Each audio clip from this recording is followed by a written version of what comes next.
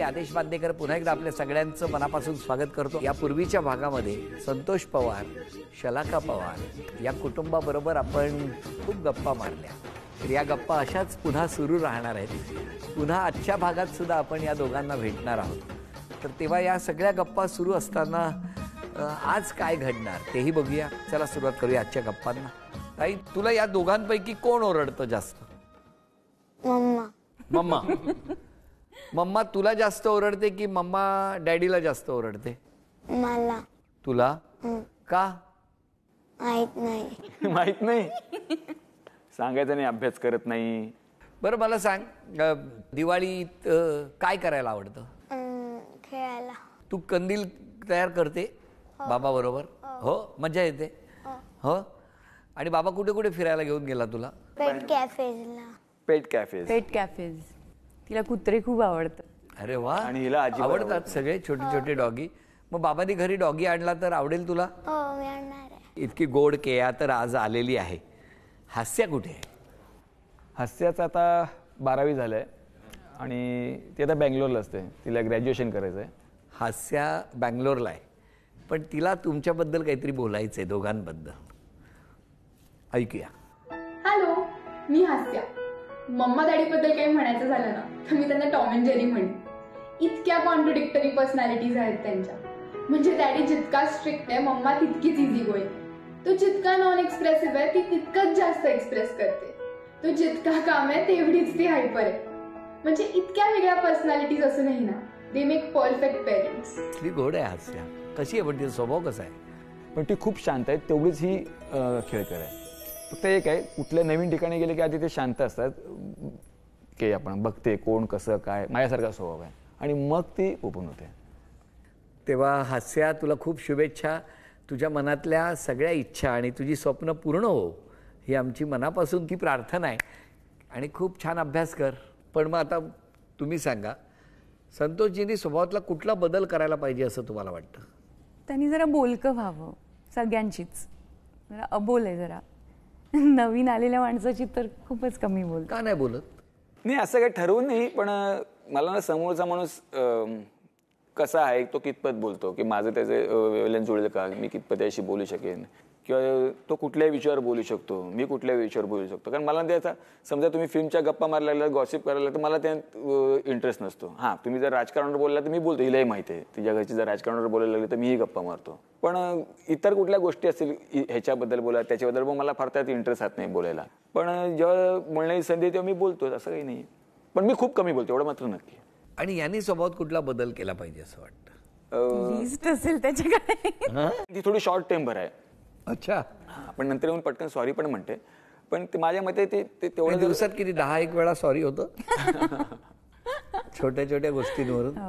हा, म्हणजे खूपदा मी पटकन रिॲक्ट करते आणि हा रिॲक्टच नाही करत असं आहे। हा, म्हणजे कुठलेही आपण काहीतरी वेगळ्या अर्थाने समजा, काहीतरी चुकीचा अर्थ काढून पटकन रिॲक्ट होत नाही, तेवढं तो फक्त एक जर गुण सोडला तर मला वाटत नाही काही प्रॉब्लेम आहे। मग आता हे जर कळतंय, मग त्याच्यात बदल होईल कधी? कळलं खूप वर्षांपूर्वी, पण ते अजून आम्ही ट्रायल अँड एररवरच आहोत। पण इतकं पटकन चिडण्यामागचं कारण काय असतं? नाही, म्हणजे माझा स्वभाव, ज्यांच्याशी माझं चांगलं जुळतं त्यांच्याशी मी पटकन रिॲक्ट होते, किंवा मला जे वाटतं ते पटकन बोलते। ते पण त्या कोणाला आवडत नाही ना। छोट्या छोट्या गोष्टींच्या चिडण्यामुळे समोरच्याला त्रास होत असेल असं नाही वाटत? ते पण वाटतं। तेच कारण तर नसेल त्या माणसाने अबोला धरण्याचं की त्यापेक्षा नको ना ते परत ते कटकट होय म्हणतोय शक्य आहे की त्याच्यावरून परत ते ऐकण्यापेक्षा, तो फटाका वाजण्यापेक्षा नको। पण मला सांगा, दिवाळीचे वेगवेगळे फटाके आहेत। आज जर ह्यांना नाव द्यायचं झालं, या कुठल्या फटाक्यासारख्या यांचा स्वभाव आहे? सुतळे बॉम्ब। हां, पटकन फुटतो पण नंतर दूर नुसता। आणि यांचा स्वभाव कुठल्या फटाक्याप्रमाणे? अनारासारखा आहे तो। एक्सप्लोर, म्हणजे असा आनंद देतो सगळ्यांना। हा, रागवतात का कधी? नाही, रागवत नाही। असे पटकन चिडचिड करणं वगैरे असं? चिडचिड म्हणजे अशी नॉर्मल कधी झाली तर, पण असा स्वभाव चिडका नाही। अबोलच आहे। त्याचा तुम्ही फायदा घेता आणि तुम्ही त्यांच्यावर राग काढत राहता? मी काढत राहते। जर उद्यापासून त्यांनी ठरवलं खूप बोलायचं घरात, तर तुम्हाला आवडेल? खूप नको, थोडंसं। अरे प्रॉब्लेमच आहे बाबा सगळा। तुम्ही स्वतःच्या स्वभावात एक बदल करायचा असेल तर कुठला करणार? दुसऱ्याला दुखवायचं नाही हा मी विचार करते नेहमी, पण माझ्या बोलण्यात ना असं काहीतरी निघतं की कोणीतरी दुखवलं जातं असं होतं. म्हणजे मग विचार काय होणार उद्यापासून, काय म्हणजे काय करणार आहे? काय म्हणतात ना ठरवून ते मार्गी लागत नाहीये एवढंच होतंय. मराठी भाषा आहे ना आपल्याकडे, की पटकन कुठलाही काही अर्थ निघतो. म्हणजे तिच्या मनात काही नसेल मलाही माहिती आहे खूप जवळ असल्यामुळे. काहीतरी चुकीचे शब्द जाणं किंवा त्याचा काही चुकीचा अर्थ निघणं असं होतं कधी कधी. लक्षात राहिलेलं गिफ्ट कुठलं साहेबांनी दिलेलं? हा मला काही गिफ्ट देतच नाही, कारण हा मला डायरेक्ट पैसे देतो, म्हणतो तुला हवं ते घे. पण असं कधी सरप्राईज 20 वर्षात? काही सरप्राईज नाही. बरं बघूया, आज मात्र या निमित्तानं ना बक्षीस देण्याची संधी त्यांच्याकडे. हां, मग एक छोटासा खेळ आहे आणि त्या खेळात ते डोळे बंद करणार आम्ही आणि मग काही पदार्थ समोर ठेवू. ते स्पर्शाने जर त्यांनी अचूक ओळखले, कारण कसं यदा कदाचित मध्ये कुंती करणं हे कठीण होतं, पण त्यांनी त्यांच्याकडनं काम करून घेतलं. बरोबर, कुठेही ते आपटत नव्हते, काही नाही, व्यवस्थित करत होते. तर आता मला बघायचं आहे की या ठिकाणी थोडंसं त्यांच्या डोळ्यावर पट्टी असेल आणि त्यांनी जर ते चिन्ह अचूक ओळखले तर आज एक भेट, सोन्याची नथ पण असेल, ती मिळवून ते देणार का आम्हाला बघायचं आहे. हां, तेव्हा आता बघूया काय होणार. बरं आहे का, आता ना इकडे समोर खेळ आहे. 5 वस्तू पदार्थ काही आम्ही सांगणार नाही काय ठेवलंय, ते ठेवलेलं आहे, ते स्पर्शाने ओळखायचं. पण त्याआधी यदा कदाचित मधलं जर धृतराष्ट्राचं वाक्य म्हणायचं असेल तर कसा संवाद म्हणाल? यदाकधीमध्ये ते वाक्य खूप फेमस झालं होतं. हां, आता माझ्यात ताकद उरली नाही. संतोषजी, एक छोटंसं आव्हान आहे तुम्हाला आत्ता. या खेळात माऊली तुम्ही त्यांचा हात पकडायचा आणि एक एक पदार्थ ते ओळखणार का मला बघायचं आहे. 5 वस्तू आहेत. हां, चला, वेळ सुरू झाली. हां, हे काय कडधान्य की काय? हो, हा, वाटाणे असेल. अभिनंदन. चला, पहिलं उत्तर बरोबर आलं.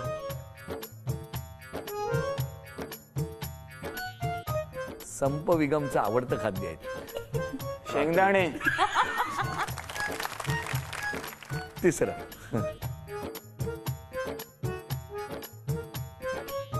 तांदूळ. अरे वा वा. चौथा सॉलिड आहे ना. गहू. अभिनंदन. अजून एक आहे.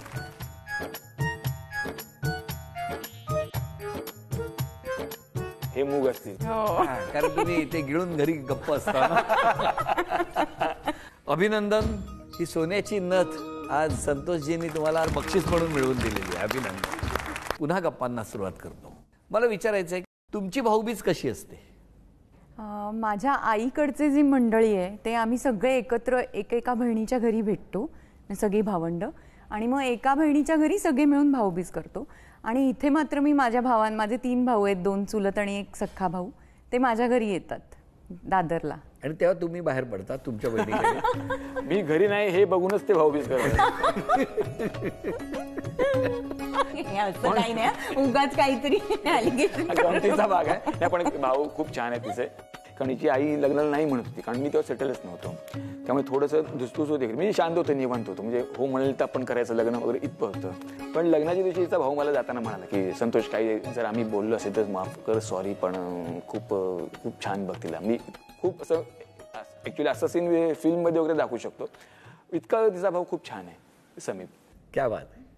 भावाचं कौतुक करतायत. नाही, खरंच छान आहे तो, खरंच चांगला. बरं, यांच्या डोळ्यातून कळतं कधी राग आलाय किंवा ह्यांना राग आला हे कळतं कसं? हा, म्हणजे चालण्या बिळण्यावरूनच कळतं पटकन. पूर्ण बॉडी लँग्वेज बदललेली असते. म्हणजे हे रोजच होतं ना.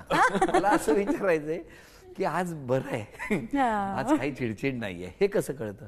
घरी कोणी जेवायला जर येणार असेल ना तर मग ती खूप खुश असते. म्हणजे आज मनसोक्त जेवण करायचं आहे.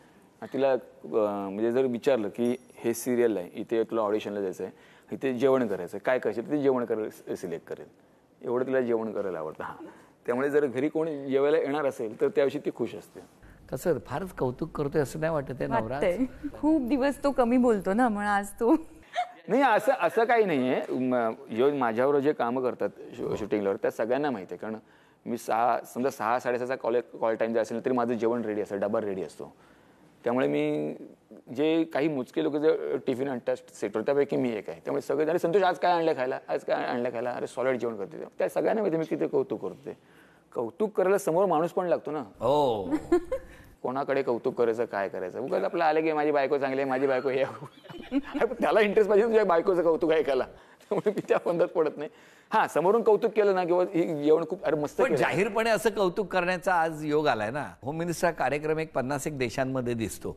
तिथे तर बायकोचं कौतुक करताना आज संतोष पवारांना बघतील ना सगळे. मग अजून काय पाहिजे आम्हाला. आणि तेच तर आहे की ज्या माऊलीनं त्या स्ट्रगलच्या काळापासून आत्तापर्यंत खंबीर अशी साथ दिली.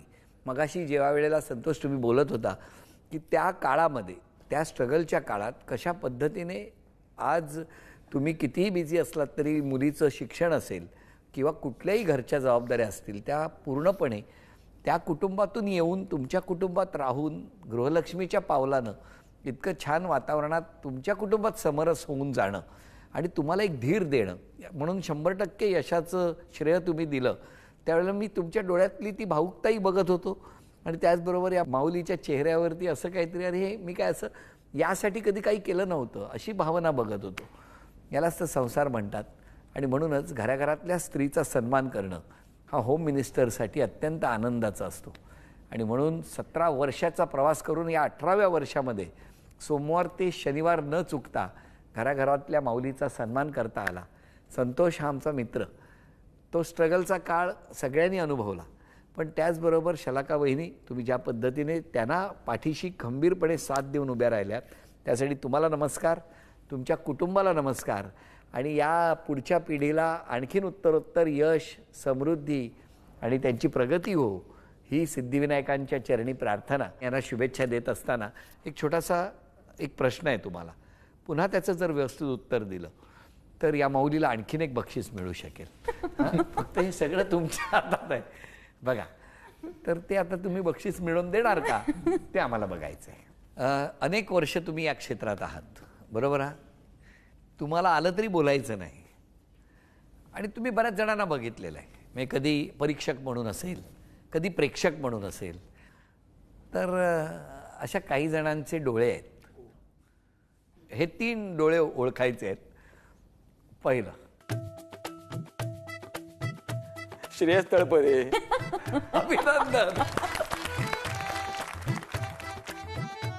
अरे लक्षा मामा. अभिनंदन. सुबोध भावे. अरे क्या बात आहे. अभिनंदन. या आनंदाच्या प्रसंगी झी मराठीकडून हा तन्मणी तुम्हाला मिळाला. अभिनंदन. अभिनंदन. पुन्हा गप्पांना सुरुवात करतो. क्षमा मागायची असेल तर आज तुम्ही कोणाची मागाल? जर कोणी दुखावलं असेल माझ्याकडून कळत नकळत तर मी नक्कीच सॉरी म्हणेन. तुम्ही? मी याचीच क्षमा मागते. Santosh, I am sorry. मी तुला काय काय बोलते. याचसाठी केला होता अट्टा सगळ्या प्रश्नांचा. संतोषने मला काल फोन करून सांगितलेलं एवढं करून द्या जरा. 20 वर्षात एवढंच एक झालेलं नाही ते जरा जमलं तर बघ. आता मला कळलं होम मिनिस्टरला स्क्रिप्ट का नसते ती. अरे पण मला तेच विचारायचं आहे की प्रत्येक आज 20 वर्षातला स्ट्रगल करून आज तुम्ही एक उत्तम संसार करत आहात. अशी 2 लेकरं आणि असं छान चौकोनी कुटुंब आहे. सगळं छान आहे, सुखाचं आहे. अशा या प्रत्येक आनंदाच्या टप्प्यावरती मिस कोणाला करता? मी माझ्या आजोबांना मिस करते. मी तुम्हाला म्हटलं ना तैलचित्रकार होते. ते नेहमी इतके जॉली होते माझ्या घरातले आणि कुटुंबाला धरून चालणं हे त्यांनी आम्हाला शिकवलं. कारण पैसा तेव्हा त्यांच्याकडे फार नव्हता. पण त्यातनं त्यांनी 4 कंपन्या उभ्या करून 3 लेकांना दिल्या. तर त्यांना मी खूप मिस करते आणि माझ्या खूप जवळ होते ते. म्हणजे मनापासून मी त्यांच्याशी अगदी बांधली गेलेली होती. तुम्ही कोणाला मिस करता? माझ्या आजी आजोबा गावाकडे होते, आम्ही मुंबईला. त्यामुळे तेवढी अटॅचमेंट आमची खरीच नव्हती. पण हिच्या आबांनी खूप ज्यांच्याबद्दल ती बोलते त्यांनीच खरंच माझ्यातले गुण ओळखले होते. म्हणजे मी काहीतरी करू शकतो पुढे हे त्यांनीच खूप फोर्स केलं घरी ज्या आईबाबांना की नाही मुलगा चांगला आहे किंवा करून द्या लग्न वगैरे वगैरे वगैरे. त्यांनी की म्हणजे तालमीला पण यायचं आहे म्हणजे अक्षरशः काठी टेकत वगैरे वगैरे. तर त्यांना मी खरंच मिस करतो. आणि माझ्या आयुष्यातले जे काही क्षण जे दामोदरच्या कट्ट्यावरचे ते क्षण मात्र मी खूप मिस करतो. अरे. ते म्हणजे जर पुन्हा ते दिवस यावेत असं वाटलं तर ते दिवस येऊ देत, की तो स्ट्रगल कधी जाणवला नाही तेव्हाचा. की काही जण ना फोटो घेऊन खूप स्ट्रगल करतात, मग फ्रस्ट्रेट होतात, काम नाही करायचं, आता काय करायचं, हे तेवढं काही नव्हतं. तेवढं फक्त जे येईल ते काम मजा मस्ती करत आम्ही ते करायचं ना, ते एक क्षण मात्र नक्की मिस करतो मी. बरं, मग सध्या काय चाललंय? कारण सगळ्यांना माहिती मी नाटकात खूप रमतो, त्यामुळे आता कोरोनामुळे नाटकं बंद होत, आता परत अनलॉक होतेच सगळं. मी 4 नाटकं लिहून तयार आहेत माझी. ॲक्च्युली 2 नाटकाची तालीम मी करत होतो लॉकडाऊनच्या आधी. अरे बापरे. हां, पण ते तालमीत असतानाच लॉकडाऊन झालं, त्यामुळे सगळं थांबलं. त्यापैकी एक आहे संगीत शोले म्हणून, त्यात सगळी नवीन मुलं आणि मी काम करतोय. दुसरं एक नाटक आहे ते हीच तर खरी फॅमिलीची गंमत आहे. असं त्यात सागर कारंडे आहे, शलाका काम करते, रमेश वाणी आहे, अशी सगळी मंडळी आहेत. आणखीन एक नाटक करते मी, जे मी 9 नेवर म्हणून नाटक केलं होतं, खूप तुफान चाललं होतं, ते हाऊसफुलचे बोर्ड लागू होते. ते नाटक मी आणि विकास समुद्रे त्यात असेल, आम्ही मिळून करतोय. अजून एक नाटक आहे, ते नाव फक्त मला अजून फायनल करायचं, नाव फायनल नाही केलंय. अशी 4 नाटकं तरी मी करतोय. आम्हाला जर नाटक बघायचं असेल संतोष पवार यांचं यानंतरचं, तर आम्ही कधीपर्यंत थांबायला पाहिजे? November end. आता जी नोव्हेंबरमध्ये येतील त्या नाटकांची नावं काय असतील? संगीत शोले आणि हीच तर फॅमिलीची गंमत आहे. अरे वा, खूप शुभेच्छा. आणि हीच फॅमिलीची गंमत आहे, कळलं का? कारण आज तुमची फॅमिली इथे आहे आणि त्यामुळे खूप आनंदाचा क्षण आम्हालाही अनुभवायला मिळतो आहे. तेव्हा ही लवकरात लवकर नाटकं, दोन्हीही नाटक तुमची जी आता तालमीमध्ये आहेत, ती लवकरात लवकर रसिकांच्या सेवेत येऊ आणि त्याला तुम्ही उदंड आशीर्वाद द्या, ही सुद्धा मागणी करतो. तुम्हाला खूप शुभेच्छा आहेत. कारण नाटक या व्यवसायावरती, जसं ते मगाशी म्हणाले, की त्यावेळेला लग्नाच्या वेळेला बरेच जण सांगत होते की तू दुसरं काही कर, पण नोकरी कर, नाटकात काय रमू नकोस, असे सल्ले बरेच जण देत होते.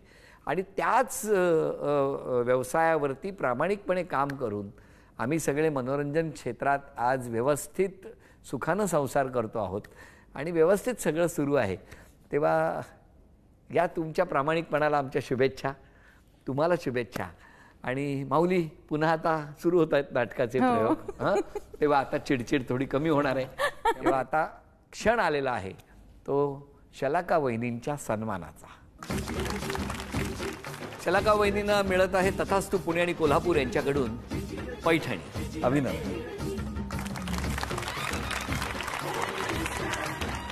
आजचा भाग इथेच संपतो आहे. पुन्हा भेटूया अशीच एक पैठणी घेऊन होम मिनिस्टरच्या पुढच्या भागात. नमस्कार.